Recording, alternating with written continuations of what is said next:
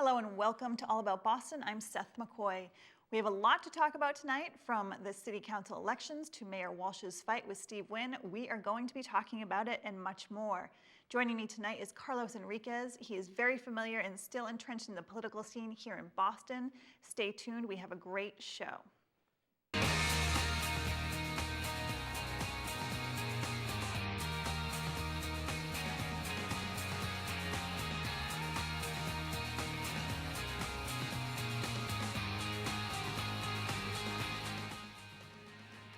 Welcome back, Carlos. Thank you for being here tonight. Thank you for having me. I love that I can always count on you to be part of the show. Anytime.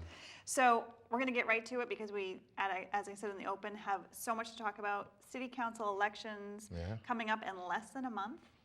I think most people were surprised at the results from District 4, which is Charles Yancey's district. Yeah. Andrea Campbell, who is a newcomer to the political scene in terms of running. She certainly has a political background. She worked for the governor. But she, if I may say, and I will say, she blew Charles Yancey away. Yeah, I think it caught everybody by storm.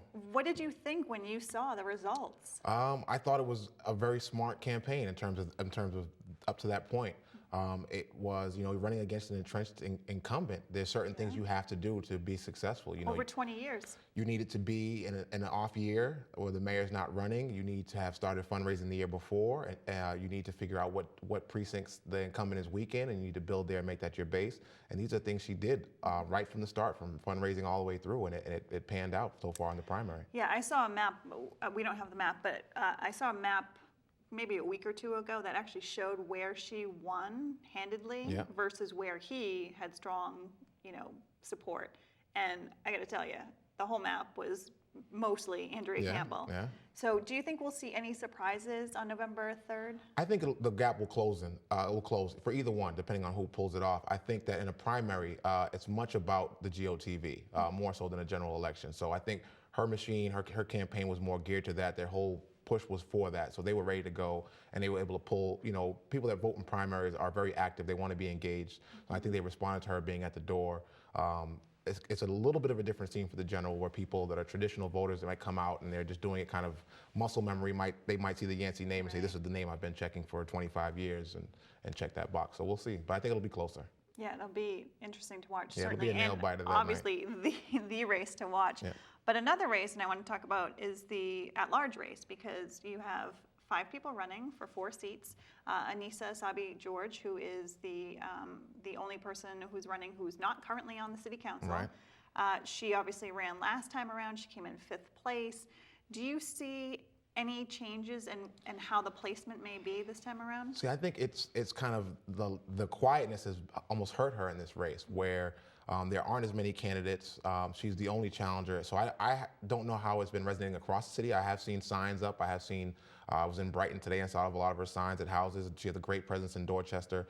But I don't know how much that resonates, especially without press, whether it's local press, like local newspapers or the bigger newspapers.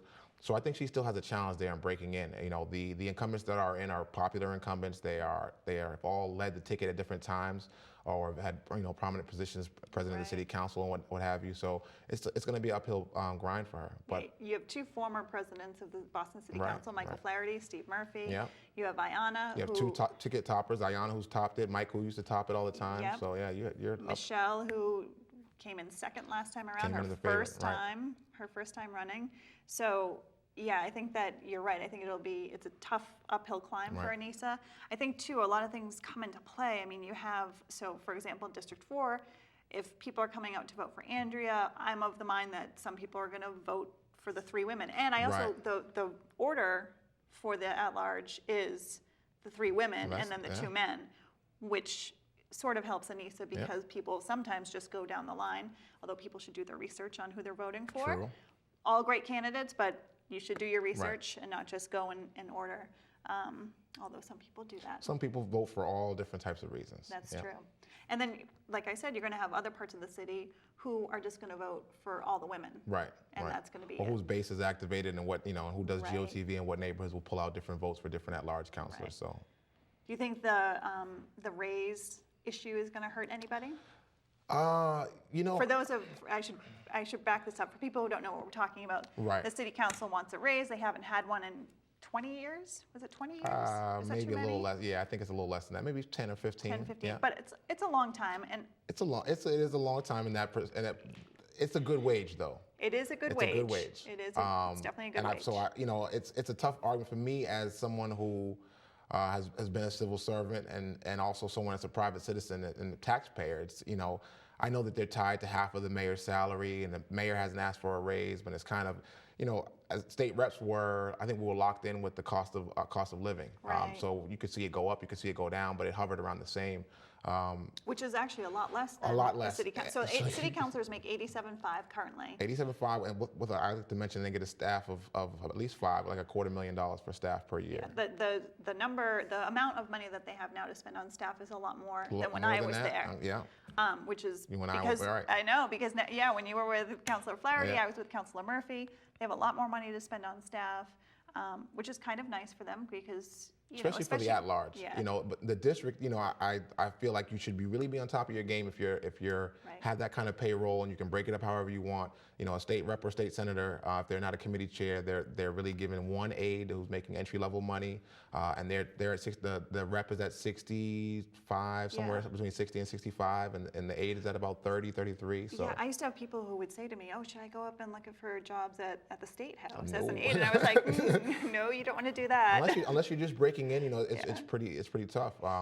But some have done it. I've seen people go from legislative aides to seats of power. So, Right, absolutely, yeah. Reps themselves and senators themselves. So. Absolutely, and so that is a good way if you do want to break into it and, Right. and run for office eventually on the state But level. you're not going to get rich as a state No, official. but that's why a lot of them have other jobs. Right. And I mean, even on the city council, although it's less now, some of them still practice Right, law, practice for law, yeah. example, which is fine. But the other side of the argument is there are city councilors who that is their only job, and so their Right. argument is, hey, look, I'm out to dinner with my spouse, and people are coming up to me asking me for things. Yeah.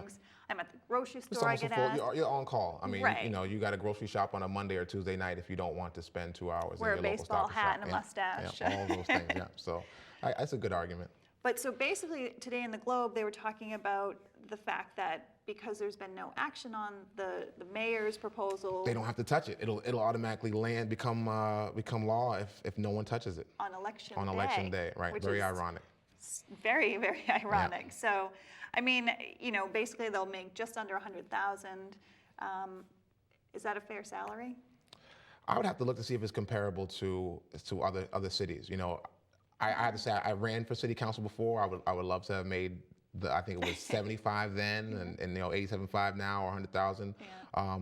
I think it's up to each taxpayer and voter to feel like if they earn it. If your district councilor earns it, do you see them all the time? Do you see their staff present?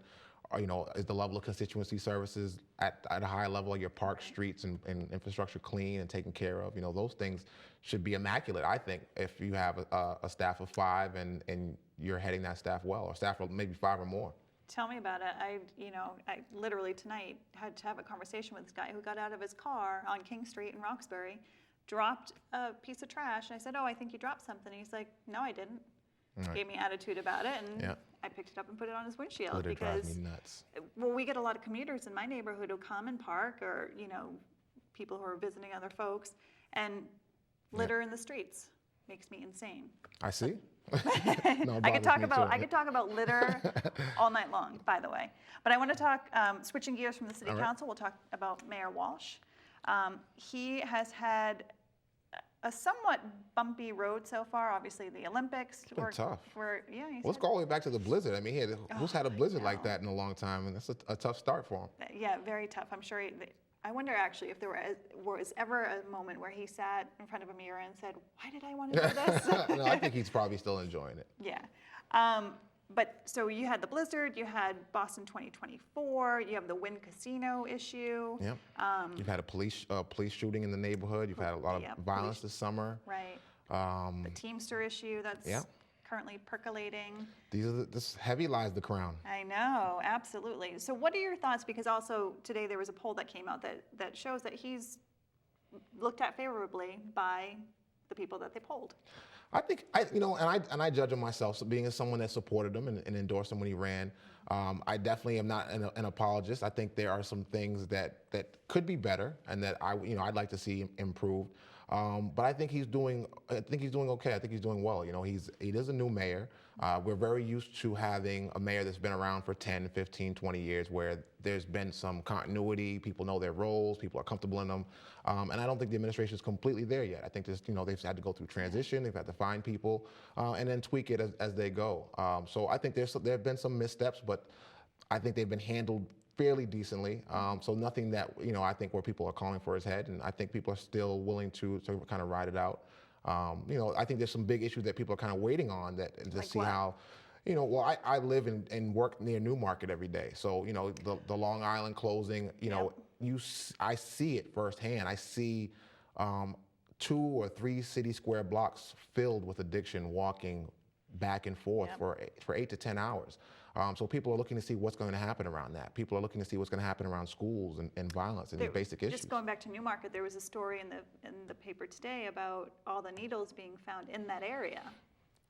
Right. So, I mean, obviously we have a huge heroin problem. Frankly, I'm of the mind that we always had a heroin problem. It's just that now people are paying attention to it because it's more visible. It's more visible, Right. and the tentacles have grown into people that, Right. that Opioids that and you the don't heroin expect. epidemic is continuing to widen. Right. I think you're seeing it more and more. I think that the tough thing for me as a resident of Boston is, I read the other day, I can't remember which newspaper it was, but they're talking about marijuana and where they're going to put dispensaries, and worried about zoning for that. And my counselor, which I was proud to read his quote, was, we can look at examples of bad zoning right in Newmarket where there are, I think, 2 or 3 methadone clinics where the density of shelters is all placed in kind of 1 or 2 square miles. And it overloads that part of the neighborhood or that neighborhood with needs that are not met by public health. Businesses can't prosper the way they normally would. Hotels are going to suffer if so there has to be a plan around stuff like that, and there has to be an action plan that people can see and be a part of and help. And so I think people are waiting to see some of that stuff pretty soon. Yeah, and obviously at the state level, the governor, the attorney general, others are working on this issue. So hopefully now that the attention really is focused on the opioid addiction, something will happen, something positive. Right, and it's tough. I know they put more money into it, but I know we lost a ton of money for treatment. And when a couple of years ago we voted to get rid of the tax on liquor, I'm sure everybody enjoyed their 6-packs and a little bit more with not having to pay that. But there's a human cost that we pay on the other end, and we're starting to see it now, not having those beds. Right, and that's frankly with any kind of tax. I mean, you hear people complain, "Oh, you're raising my taxes," but right, you need to know where that tax is going to. Right, years ago I interviewed Governor Patrick, and that was one of the things he said. Like, people don't want to pay more taxes, yet they want their streets plowed, they want their streets resurfaced, they want all these things, but those things cost money. But there's 2 sides to that as well. I mean, that is true, but you also want to know that the government is spending the rest of your money frugally. So, and that's not the stories that usually hit the government doesn't say, hey, we spent $10 million on snow removal and we need another 10. What you read about is, oh, this was how much was spent on travel for these 5 people, and you're going, is that my money? So. Right, exactly. Yeah, absolutely. And then you also have, just on the state level, you have programs that are spending improperly, and they could be tightened, or they have leadership issues. DCF comes to mind, Mass Health comes to mind, where you're not really focused on delivery of services. It's sort of just, in some ways, I think the attitude is, oh, there's just money, let's throw some money at it. And I mean, to the new market point, a lot of, and what I've heard from people that are in the industry and service, a lot of the people that they're treating are not even Boston residents. That they come from North Shore, South Shore, and they're kind of, they've all migrated because this is where the services are that exist. And that, again, that puts, I remember being in the legislature, there was always a back and forth between how much money was coming into the city of Boston and how much money was coming into surrounding towns. And this is something where I think it should be spread out. You should be able to recover kind of in your neighborhood, or maybe the neighborhood next to your neighborhood. Because it makes it tough. You find the shelters and you find these things in low-income neighborhoods that are already fighting with these issues, and you're just exacerbating the problem. And that's what we're dealing with in Roxbury, and it's tough. Absolutely. I mean, that's obviously my neighborhood too. You have the difference between sober homes and rehabilitation homes, which I actually didn't even know.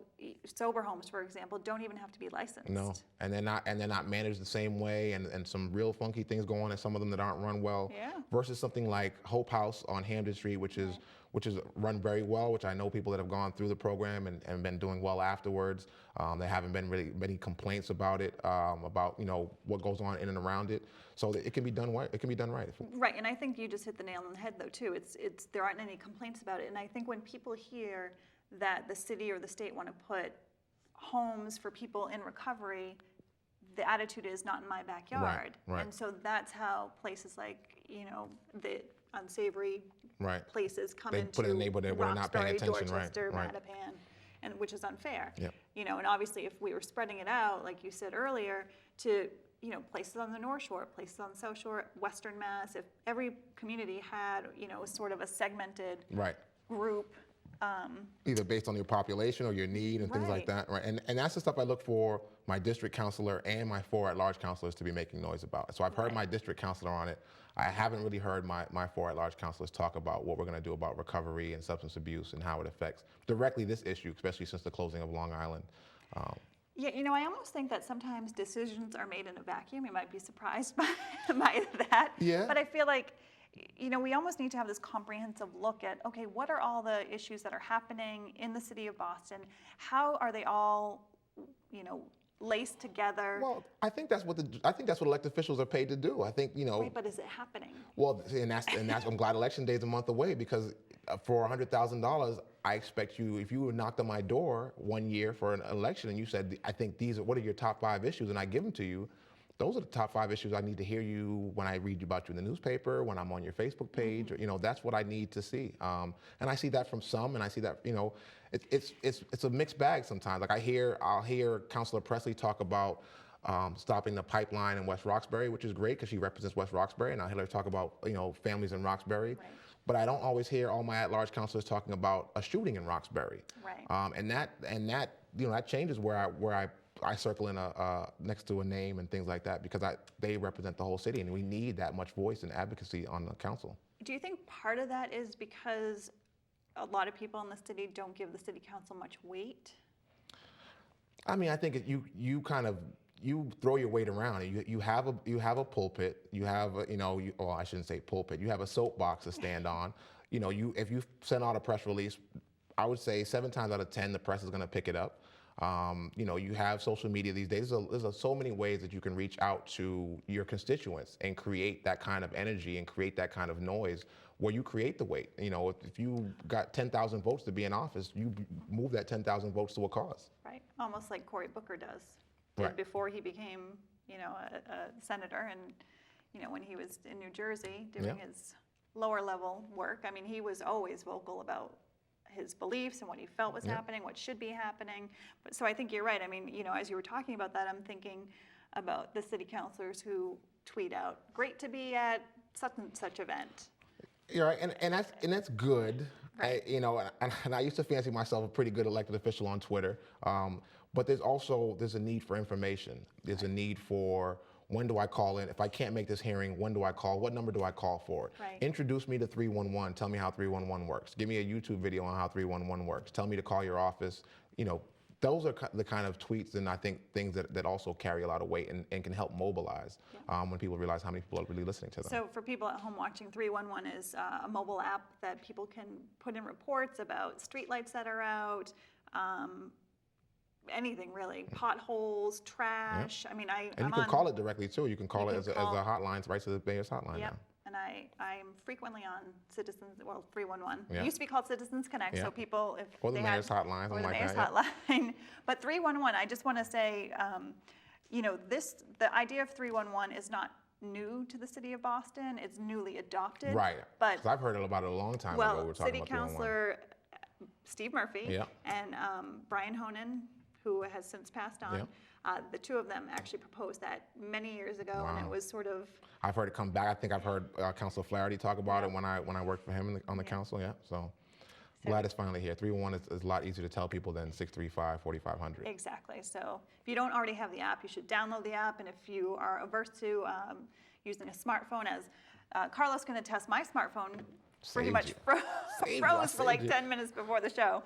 But you can call 311 and make your complaints known. And they give you a report. So if you call in, you can say what your issue is. They take down your email. You can track get an email. You can follow up. On your phone. You see the same thing. So I think it's great. Of course, they did have that data dump at the beginning of the year. So things like that can happen, but hopefully they're tweaking. Yeah. Keep tweaking. Exactly, making sure things are working well. Another I want to talk about an initiative that Mayor Walsh is doing is Imagine Boston. So Imagine Boston in 2030. 2030. How old will I be in 2030? I don't even know. I'm going to be 25 in 2030 because I will forever be 25.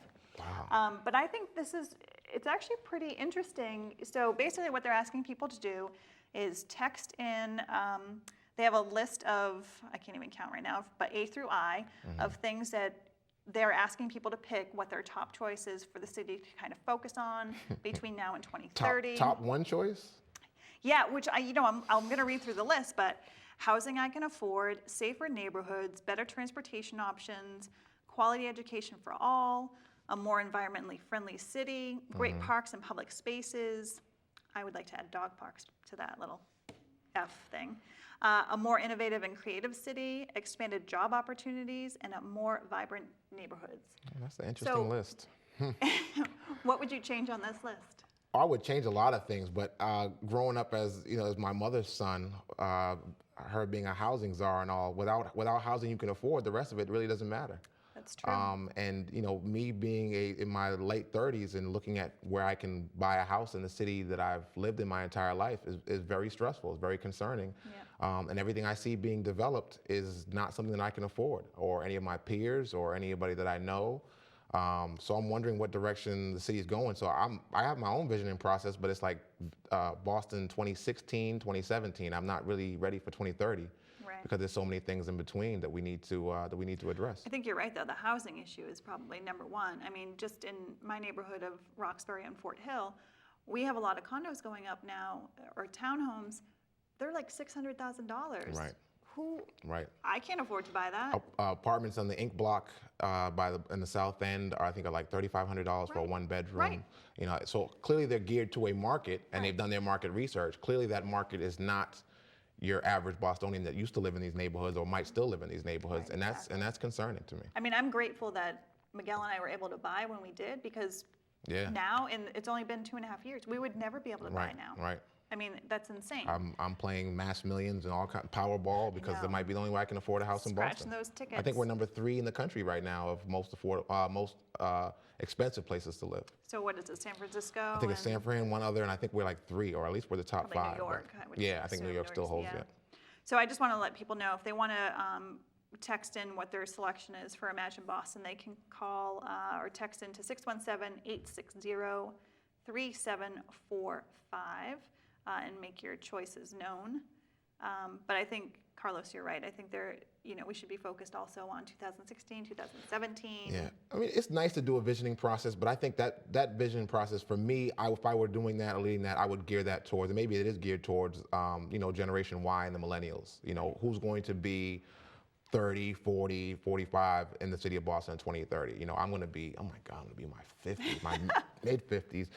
So I don't really know if I want to invest that time to do that now and then, hold my breath for the next 15 years to see if it comes to fruition. Right, because quite frankly, if we don't have safer neighborhoods, better transportation options, quality education for all by 2030. Then the dog park or the other stuff doesn't really matter. Yeah, it does not matter at all. Hopefully, neighborhood can be very friendly, but if I don't live there, then great. Yeah, I mean, hopefully the transportation issues get solved in the next 5-10 years. We'll see. Is that? I think I think they got. I think the administration, the Baker administration, got kind of a wake-up call when they realized that our former leader only said that the transportation system was old. From top to bottom, and if our slogan has been it's the first subway system in the country, we should be able to take that and not take it as a negative critique, but say, okay, this is a call to action, because we're still going to have to pay for it, we're still going to have to fix it, we're still going to have to charge more for it, and I think there could be more energy spent around that. We used to have the debates about people don't want to see the costs go up, and understandably because of living wages. But if you compare it to other larger cities where the system runs better, they are more expensive. So you have to kind of find how you balance that out, and you have to explain that to people as you go. Absolutely. And there was also that idea that they would have a tiered system. So if you're not making as much money as somebody up here, you're paying a subsidized rate, which I thought was a great idea. There's ways you can do it by stops in Washington, D.C., depending on how far you're going. Your fare will change. So there's all kinds of different things they can look at to make it affordable. I think they need to spend more time talking to residents instead of just kind of making a decision, like you said, in the vacuum, and then doing community meetings to roll it out after that, and and take the hits that the community meetings go through. And I think part of the problem too is that when they're talking about transportation in the city of Boston, people out in Western Mass don't want to spend their money on it. But at a certain point, the people at the State House need to make a stand and say, okay, that's all well and good that people in Western Mass are hesitant to put a lot of tax dollars into this, but this is how the city of Boston and the state, the Commonwealth actually runs. So there needs to be some, hard words and people standing up for what needs to happen. It gets tough at the State House because you have I think there's 18 reps in Boston and maybe and about 4 senators. So when you start to do the numbers, if you're the Senate President or the Speaker of the House, that makes sense. But then you have either 36 members of your Senate, or you have another 100 and 120, 30 members of your House that are going, no, we're from outside of that 128 belt. We all of our residents commute in, or they work closer to home. So it is a tough balance to make. Yeah, it's absolutely tough. One thing I want to talk about before we go to break is the City Hall new initiative, City Score. They're calling this a new initiative, but I mean, they've been talking about data analytics for a while now, since the mayor came into office. So, City Score is how the different departments can look at what's happening in the city, from filling potholes to crime statistics. I've heard about the mayor has a nice fancy board that runs digital all day. That he looks at all day long. For me, I just don't know how that translates into actually what's happening in the streets and making sure that the streets are clean, the parks are clean, things are getting taken care of. So I think I don't know how the system works in its nooks and crannies. I think it can be done to a certain level if you're looking at it as so.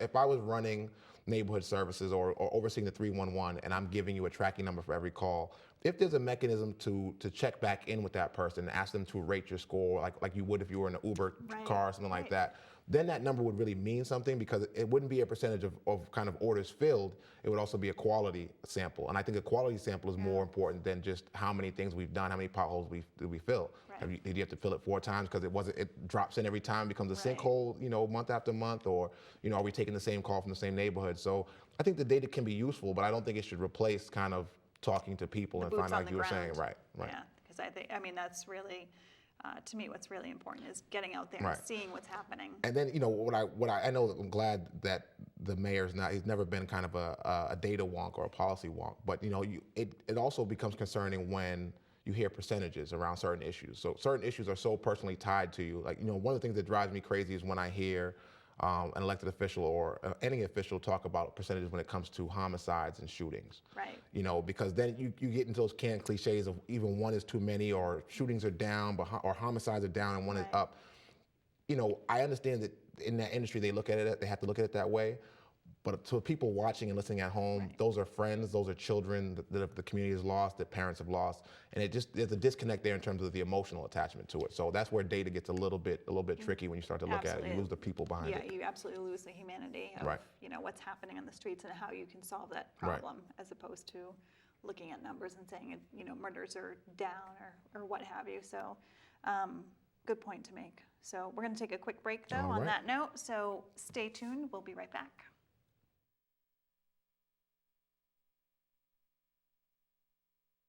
Yeah, good morning. Commuter boats pass under the Long Island Bridge every day, and the island on the other side is home to social services for hundreds of people in need, and they use those every day as well. Our cameras were there last night as the buses started evacuating people from the homeless shelter on Long Island after the bridge to the island failed a safety inspection on Wednesday. Several hundred people are now being housed at the South End Fitness Center, which has been converted into a temporary shelter. Boston Mayor Marty Walsh made the decision, saying there have been long-standing concerns about the bridge's condition. And that was footage from WCBB exactly a year ago, actually, because it's been a year since the Long Island Bridge was closed. So we're probably not in any better shape than what we were a year ago when they were first closing the bridge. No, I would say it's much worse in terms of if you think about the challenge that comes with recovery and homelessness and how tough of it is to manage that, and then you have concentrated them now in a inner city, in a poor inner city area without those support services that they had, without shelter, without, you know, rehab and things like that. And now what I've seen in the neighborhood is them moving in, drug dealers moving towards, and everything that goes with it. And it's getting worse. Yeah, I absolutely agree. I mean, obviously you see it in the neighborhoods, you see it on Boston Common. Yep. And, you know, I think it's, you know, for people who are in recovery, stability is really, really important. So you have people who are going over to Long Island to get treatment, get services, and then all of a sudden that was cut out from underneath them, basically without warning. I mean, obviously people knew for years that there was an issue with the bridge, but the end result wasn't executed properly. There should have been some planning, there should have been some discussions. Okay, what are we going to do? Fix the bridge, you know, You know, maybe fix the bridge, talk about ferry service, whatever you wanted to do, but there should have been a plan of action in place before they just cut the... I mean, there's a lot of creative ideas you could come up with. I don't know how many hundreds, what was the count? It was like a couple of hundred? Like, I think 700. That might be a little bit too much for the duck boat tours to handle back and forth. But, you know, there's you at least exhaust the possibilities, because beyond just the stability, it's the safety. You know, I know general society really looks down. We still have a problem with looking down on homeless and looking down on people with addiction. And they're some of the most vulnerable people in our society, besides children and elders. And there are predators that prey on them because they know that society looks down on them and will turn the other cheek to, you know, walk by them. Right, absolutely. You're absolutely right. And your comment before about, you know, the drug dealers know where these people are now, and so then they can approach them and, hey, yeah, you know, here's this little thing, and then they get them rehooked, or, you know, some of them are still trying to wean off, and so then they're just right back on. Women are pulled into prostitution, and pulled into crime. You know, it just, you know, and you can basically around Newmarket and going into my neighborhood in Roxbury, that part of Roxbury, you can find 12 o'clock noon. I've called the mayor's hotline because there are people nodding off. They've used drugs and they're in a nod and they're in a tot lot. They'll be sitting in a tot lot bench. So now that tot lot is closed to parents and children. Yeah, we had the same issue at the Lambert Street playground, where people were reporting that, you know, people were going in there to use drugs.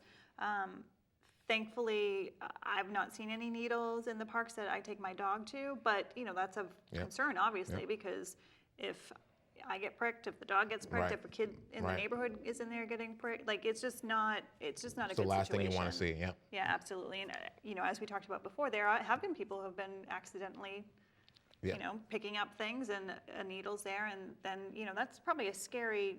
Not probably, it is a scary situation. It is probably one of the most scariest things that moment after that happens, right? Because you have no idea who was using it, what their health situation is.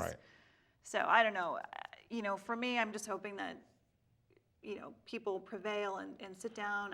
Obviously they're sitting down and talking about how these issues can be solved. But some of these issues, you know, that's what talking about the visioning process. You know, those things are good, and the community meetings are good. But some of these issues should rise to a level of priority that there doesn't need to be a meeting. There just needs to be a decision made, and it needs to be executed. You know, how long do you let 700 people that now are kind of, excuse the cliche, but in the wind?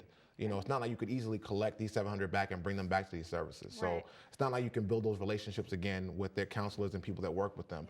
So you put these people out there and you just kind of left them. So, you know, at what point does that become important enough to say, all right, we have to find the funding no matter where it is, no matter where we have to short it. If we have to take it out of our left pocket to put it in our right. I mean, the other day, a homeless man got run over and killed in the Morgan Memorial parking lot because he was trying to sleep under a truck for safety. To keep warm and to keep the rain off his head. So, I mean, how many of those stories do we hear, and how much of it do we see before the city springs into action? Where's Public Health Commission? Where's Health and Human Services?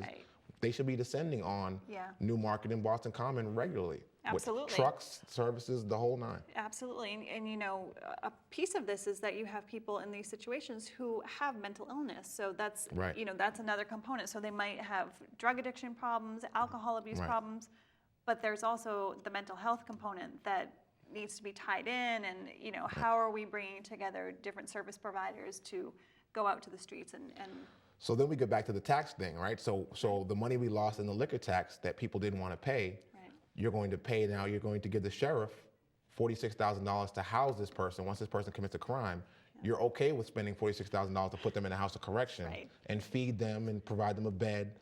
when you could have done that and changed their life and sent them a different way that didn't make them a criminal or didn't help them become a criminal. I was actually thinking, and I think Sheriff Tompkins has some great plans for his Suffolk County Jail.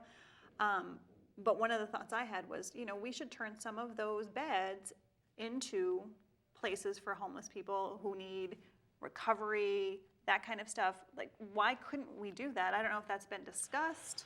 I'm not sure how the money travels, how it follows, so that would be interesting. I know from speaking to the sheriff that the last thing he wants are, people that shouldn't be there inside of his building. Yeah, I'm not talking about incarcerating them, right, but right. It would be more of he'd rather focus on treatment, those that need treatment, and not be incarcerating them and treating them like violent criminals. It's two totally different. His big thing is there are people in jail right now who first-time offenders, minor drug offenses, possessions, possession of what is it, over an ounce that you can be arrested for now, which over an ounce of marijuana. I mean, please. Right. You know what I mean? Unless there's people that are arrested underneath that because they're still not informed about how the rules carry in terms of whether someone could be carrying a small quantity, but if they're carrying it in a way that they can be charged with distribution. Right.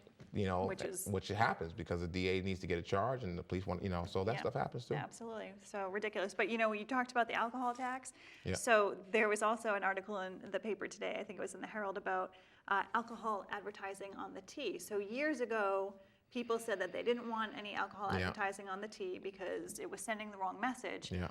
But the money that was generated from the ads on the tea goes to help pay for the transportation. Right. That is now lacking. And I know, so for some people they think that's kind of forked tongue as being tricky. Like you're advertising, you're selling liquor, and then you're giving money, a smaller portion to help those that might be abusing it. But of course, it is usually a smaller portion that is abusing it as opposed to those that use it responsibly. I wouldn't have a problem. I mean, it's 2015. I'm not completely throwing out the old school morals, but people have access to so much. Does it, it's a I think in different world that aspect, the good far outweighs the bad. It's the kid riding the tea. That's not going to be the first time they see an advertisement for alcohol. No, if they're home watching TV, if they're watching the Patriots on Sunday, maybe it'll get people to take the tea while they're drinking rather than drive. You know what I mean? It's just good. I feel like the good outweighs the bad on that one. Absolutely. But in the same breath, people are already talking about turning. So there's obviously this big DraftKings controversy, and frankly, I wish I was that employee who is $350,000 richer. But I've been tempted to play, but I'm just not that good. I don't know. That's not my thing. But the state is talking about maybe doing something like this, making it legal. I just don't know how I even feel about that. It's one thing to have scratch tickets and Powerball. Right. It's a slippery slope. Yeah. Right. Because I am totally 100% against the casinos. Right. And So does it raise to a point when do they draw the line? Because will the state keep stepping in if someone creates a way to gamble, or does the state keep taking it in and adopting those? And now the state is really running a full gaming commission. Right. I think there is a line that needs to be drawn there, and they kind of have to say where the line is, even if it's 3 steps down the road. Like we might look at this and this. They need to say that so people don't say, well, I can't say yes to this, because then they'll move the line a little further back. Right, absolutely. The other thing that's in the news this week, Grand Prix in Boston. The Grand Prix through the waterfront in South Boston. Yes. I'm glad it's not like we got enough dirt bikes and Grand Prix on our side streets already. Yeah, seriously. Yeah. That's another thing we could talk about too, is all the kids and men riding around in dirt bikes and doing wheelies. Some of them on regular bikes, not even dirt bikes, it's regular bikes. But anyway. I wish I had that kind of balance. But I know, seriously. But the Grand Prix, again, for me, it becomes a simple pros and cons, and it's really weighing it. I think the message, what I think hopefully was learned from 2024 is that you're going to have to be open and transparent, right? Because in this day and age, everybody's watching, everybody's paying attention, and everybody's kind of looking for that chink in your armor anyway. So you might as well be upfront with it, say how much it's going to cost, even say how much it might cost, and then let residents kind of decide. I mean, you maybe don't want to put everything to a ballot, and it's tough to lead when you're going to want to vote every vote. Right. But you have to weigh. How many people does it attract? Does it bring business to Rosendale, West Roxbury, and Dorchester, or does it just stay in the waterfront? Right. So if that's the case, then why would West Roxbury, Dorchester, and Rosendale support it? Right. So you really have to weigh those things out, and I think they should be talking to opinion leaders, from city councilors to civic leaders in the community. Well, and they're already talking about that taxpayers could be on the hook if they don't make their Right, but they leave it there and they don't say, I wouldn't mind being on the hook for $100. Right. For the Grand Prix, or even if you said $100,000 and you said, and that's split across this many residents, which boils down to $37. If that brings the Grand Prix here, then I'll go in my pocket for it. But as we saw with 2024, when they're talking about millions and tens of millions of overruns, it's hard for me to hear the Grand Prix would cost us money, and in the next couple of years we're going to be closing schools because we have to improve them. Right. You can't send that message at the same time, because the schools have to be the priority, and you can't tell me you're spending over here to bring a fun race to a neighborhood when there's kids that are dropping out of school, that are losing their future because we haven't invested whatever that kind of money we were going to put there into the school building. Yeah, absolutely. Speaking of schools, how do you think the new superintendent's doing so far? I mean, obviously we're only a couple months in. Oh, he owes me a tweet. I tweeted at him a while back, and he didn't tweet back at me, so I'm waiting on that. But so far, I think it's still early. They had a few bumps in the road with opening day. As usual, you're coordinating buses and new people and buildings and things like that. I think his first big test will be the enrollment idea that they're coming out, that they've heard about and they're trying to streamline, as well as the school closing. I think that'll be the first major thing that he really has to deal with. And I'm hoping that someone gives him the history of how poorly it's been done in the past, and that they don't repeat it the same way. And I don't know if there's a good way to do it. No one likes their school being closed unless it's falling down. So we'll see. I think, still early for him. So speaking of schools, you did this thing at the first day of school. Yes. Greet the Children Boston. Yes. So tell everybody at home what that was, how you came to do it. Oh, it was a fun day. It was actually a month ago today. Opening day, myself and some friends of mine, on social media, on Facebook, and we started to see pictures of cities like Atlanta, New Haven, Connecticut, and others that were doing this themed day. So they were meeting kids first day of school. They were dressed in all kinds of clothes, whether it was a suit for work or whether it was a uniform. And they were just really encouraging kids to be excited about the first day of school. And a small group of us said, let's do that. Even if it's just, 10 or 15 of us, let's do it. So we agreed to do it. We had we're talking in private. And then we said, well, let's just see, if more people will get behind it. So, we made a public Facebook event, and it started to grow incrementally. And we wanted to make it a focus around men this time, because that was kind of the example that we saw. And, I think this might just be me, but I think, boys kind of shy away from education. It's not cool to be smart. Right. So putting a bunch of men in front of the school, we thought would be a good picture, a good narrative to show them, like, yeah, we get excited about school, and we look like you, and we come from your neighborhood. Yeah. So it was thrilling. We did 3 schools, all in the neighborhood. We were at the Dearborn STEM Academy first, and then we went down to the Little Frederick, and then we were at the King in Roxbury. And I swear that the men and women that participated had more fun than the children. I mean, you would have thought that Tom Brady was running down out of the locker room and running through us, because every child that came through, you would see us get pumped up as they approached, and we're high-fiving, and we're yelling these sports slogans out, go get them, and, straight A's, so it was really exciting. And I think the best part of it was very grassroots. And the idea of it was to make something that could be replicated and done over and over. So not just about Greet the Children, but I wanted to show, growing up a community organizer, I always wanted to show people that anyone can do it. You can hone those skills, but it doesn't take a special skill set. You just have to have the will to do it. And what was nice is the group in Mattapan did the same thing at the Mattahunt. Mm-hmm. So they saw us organizing and said, we can do it too. And they were able to bring out a ton of people. Yeah. And so I'm hoping more comes from that. We're still talking to people and still organizing. We're looking at some reading groups at schools and some other ways these men and women can get involved. That's what I was tweeting at the superintendent. So I'm waiting to hear back, because there's about 100 volunteers that would like to play a role in students' lives, whether it's extracurricular or sports and what have you. So if people are watching and want to get involved, how can they reach you? They can reach me on Facebook or Twitter. The Greet the Children hashtag, if they're interested in that, is probably the best hashtag to follow, because you can catch up and see the conversation and see what it looked like. But I'm easy to find on either one of those social medias. Yeah, and I gotta say, I thought it was amazing what you were able to do in such a short period of time, because it really, it might have been a longer time for you, but I feel like from when I saw it to the execution of it. Well, I have to give credit. You know, I actually had the date in my head wrong of the opening day. So I thought I only had like a week and a half to get it out, and I was like, I'm behind getting this out. I should at least give people 3 weeks to organize. This is, but I had it right. So it got out 3 weeks beforehand, but it was really the women in the community. So because it was men That's because focused, if you want something done, you need a woman so to get it I'm done. here to give credit where credit is due. We talked about it before we went on air, but it was really seeing women embrace it, challenge the men in their community, challenge the men they knew, whether it was they were fathers, grandfathers, that they were romantically linked with, or brothers or siblings, and they really, you saw it go viral, and it was because of the women in the community, and we're really thankful for that. Girl power. Absolutely. On that note, who runs the world? Women run the world. Girls do. we should have prepared this, David, and had Beyonce playing. There you go. playing as we're going out. But Carlos, I want to thank you for being here. You're always a great guest. Obviously, we covered a lot tonight, so I hope the people at home got some good information, thinking about different things. Don't forget to vote coming up in a few weeks. That's going to do it for us here tonight. See you next time.